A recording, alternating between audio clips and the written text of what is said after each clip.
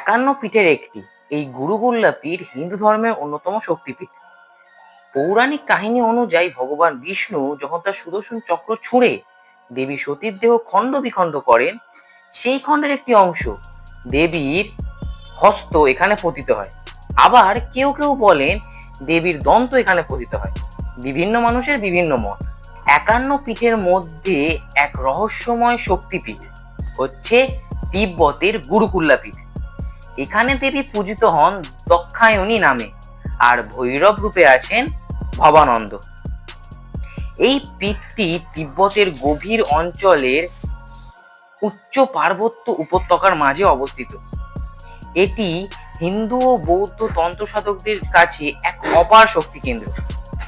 তান্ত্রিকরা তন্ত্র চর্চার জন্য এই স্থানকে খুবই গুরুত্বপূর্ণ মনে করেন।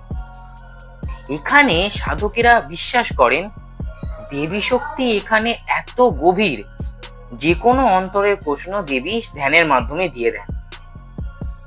এই পীঠটি সাধারণ পর্যটকের কাছে গোপন ও দুর্গম, তবুও হিমালয়ের বুকে এক অদৃশ্য কিন্তু অনুভবযোগ্য দেবী শক্তির আভাস।